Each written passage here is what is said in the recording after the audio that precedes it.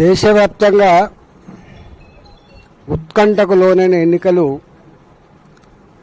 నిన్న వచ్చిన ఫలితాలు 5 రాష్ట్రాలు అస్సాం, బెంగాల్, తమిళనాడు, కేరళ, పుదుచ్చేరి. దీంట్లో ప్రజలు స్పష్టమైన తీర్పు ఏంటంటే ఏనాటికైనా చరిత్ర నిర్మాతలు, చరిత్ర తిరిగి రాసేవాళ్ళు ప్రజలు మాత్రమే అని చెప్పి మరోసారి నిరూపితమైంది. ఇది ఎవరి జాగీరు కాదు, ప్రజల జాగీరు మాత్రమే అని చెప్పి మరోసారి ప్రూవ్ చేసింది ఈ 5 రాష్ట్రాల ప్రజలు. అస్సాంలో 10 సంవత్సరాల తర్వాత కూడా మళ్ళీ మూడోసారి ఆ రాష్ట్ర ముఖ్యమంత్రి హిమంత్ బిశ్వ శర్మకి భారతీయ జనతా పార్టీకి పట్టం కట్టిందంటే భారతీయ జనతా పార్టీ పట్ల, ప్రభుత్వం పట్ల ఎంత గొప్ప భావన ఉందో దాన్ని బట్టి మనకు అర్థం కావాలి. మళ్ళీ అదే పక్క బెంగాల్కి వచ్చినప్పటికీ బెంగాల్లో అరాచకం, దుర్మార్గాలు, మహిళల మీద అత్యాచారాలు, ఇతర పార్టీల నాయకుల మీద దౌర్జన్యాలు,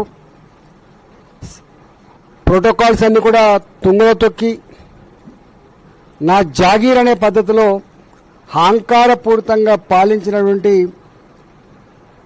మమతా బెనర్జీని, ఆ పార్టీని భూస్థాపితం చేసి ఇక్కడ హింసకు తావులేదు, దౌర్జన్యాలకు ఆస్కారం లేదు, శాంతి కావాలి, ప్రేమ కావాలి, మంచి సుపరిపాలన కావాలి, అన్నిటికీ మిక్కిలి రాష్ట్ర అభివృద్ధి కావాలని చెప్పి బెంగాల్ ప్రజానికం 206 సీట్లు, 293లో 206 సీట్లు గెలిపించి తిరుగులేని శక్తిగా అజేయమైనటువంటి పార్టీగా భారతీయ జనతా పార్టీ బెంగాల్లో ఎవాళ్ళు అనే తీరు తప్పకుండా పార్టీలకు, రాజకీయ పార్టీలకు, నాయకులకు కనువిప్పు కలగాలి. చివరికి ఆ రాష్ట్రంలో 15 సంవత్సరాలు ముఖ్యమంత్రిగా పనిచేసిన మమతా బెనర్జీ కూడా ఓడిపోవడం అనేది దాన్ని బట్టి అర్థం కావాలి. అదే పద్ధతిలో ఇవాళ తమిళనాడులో అయితే డిఎంకే లేకపోతే ఏఐడిఎంకే వాళ్ళ కూటమి తప్ప మరో పార్టీకి స్థానం లేకుండా ఉన్న రోజులు. అలాంటి దగ్గర ఒక విజయన్ ఒంటరిగా బయటకు వస్తే వాళ్ళకు బూత్ కమిటీలు లేవు, సర్పంచులు లేరు, ఎంపీటీసీలు లేరు, వాళ్ళకు పార్టీ నెట్వర్క్ స్ట్రక్చర్ లేదు, డబ్బులు లేవు. చివరికి ఎంత గొప్ప అంటే స్టాలిన్ మీద కూడా, ఆ రాష్ట్ర ముఖ్యమంత్రి స్టాలిన్ మీద కూడా ఒక మామూలు సామాన్యుడు విజయన్ పార్టీ నుంచి పోటీ చేసి గెలిచిందంటే అంటే ఎంత వ్యతిరేకత ఉందో అర్థం కావాలి. కుటుంబ పార్టీలు, రాజకీయాలు,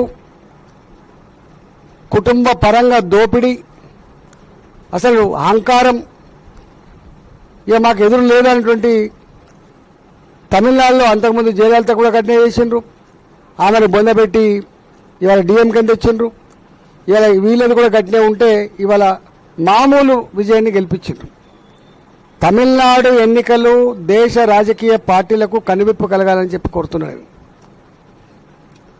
కుటుంబ రాజకీయాలు నడిపేవాళ్ళు, ఈ రాష్ట్రానికి మేమే ఓనర్లమనే పద్ధతిలో అన్నీ వాళ్ళే చేసుకునేవాళ్ళు, లక్షల కోట్ల రూపాయలు స్కాములు చేసి డబ్బులు సంపాదించి ఆ డబ్బులతో ఎన్నికల్లో గెలవాలనేటువంటి కుట్రలు చేసే వాళ్ళకి ఈ తమిళనాడు ఎన్నికలు బెస్ట్ ఎగ్జాంపుల్. ఇది చిన్న విషయం కాదు, ఇది లోతుగా ఆలోచించాల్సిన అవసరం అని చెప్పి తెలియజేస్తా ఉన్నాం. అంటే ప్రజలు ఎంత షార్ప్గా ఉన్నారో, ఎంత అప్రమత్తంగా ఉన్నారో దాన్ని బట్టి మనకు అర్థం కావాలి. అదే పాండిచ్చేరికి పోతే మళ్ళీ అక్కడ పోయినసారి ముఖ్యమంత్రి ఉన్న రంగస్వామికి మళ్ళీ పట్టం కట్టిళ్ళు, బీజేపీనే గెలిపించారు. కేరళలో యూడీఎఫ్ని ఓడగొట్టి కాంగ్రెస్ గెలిచింది. అంటే 5 సంవత్సరాల కాలంలోనే ప్రజల చేత చీకొట్టించబడుతున్న పరిస్థితి మనం చూస్తూ ఉన్నాం. తెలంగాణలో కాంగ్రెస్ పార్టీ అధికారంకి వచ్చింది, 2 ఏళ్లనే ముఖం మొత్తింది. ఎన్నికల ముందు రేవంత్ రెడ్డి ప్రభుత్వం చెప్పిన మాటలకు ఇప్పుడు చేస్తున్న పనికి పొంతన లేదని ప్రజలు ఎక్కడికక్కడ మాట్లాడుకొని చల్లబడ్డదిగా. ఈ ప్రభుత్వానికి మనం శాపనార్థాలు పెట్టినా ఇప్పుడు తిట్టినా ఫలితం లేదు, మళ్ళీ ఎన్నికల్లో ఈ పార్టీని ఓడగొడితే తప్ప మనకు శాంతి లేదనేటువంటి దానికి వచ్చింది. ఇచ్చిన హామీలు దేవుడెరుగు, 6 గ్యారంటీలు, 66 హామీలు, 400 రకాల పనుల గురించి దేవుడెరుగు. జరుగుతున్న స్కీములకు కూడా డబ్బులు ఇవ్వకుండా, రిటైర్మెంట్ ఉద్యోగులకు వాళ్ళకు వచ్చే బెనిఫిట్స్ ఇవ్వకుండా, చదువుకునే పిల్లలకు ఇంజనీరింగ్ కాలేజ్ కానీ, ఎంసీఏ కానీ, ఎంబీఏ కానీ, చివరికి ఇంటర్మీడియట్ డిగ్రీ కాలేజ్ చదువుకునే పిల్లలకు కూడా ఫీ రియంబర్స్మెంట్ లేకపోతే సర్టిఫికెట్ దొరకక పై చదువులకు పోని పరిస్థితి దాపరించింది.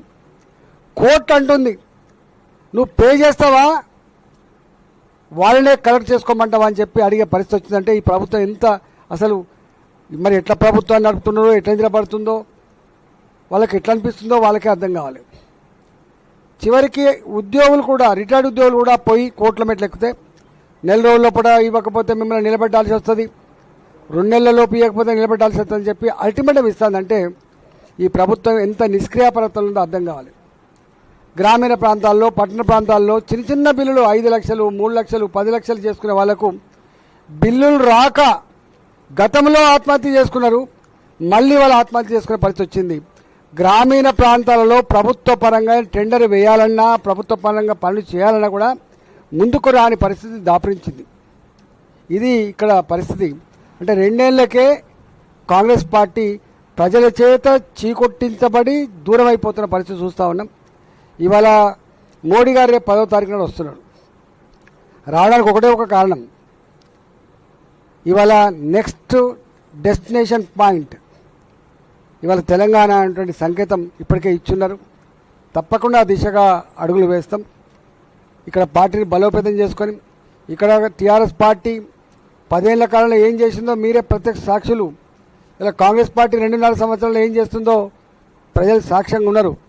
కాబట్టి ఇక వద్దు, ఈ రాష్ట్రం బాగుపడాలంటే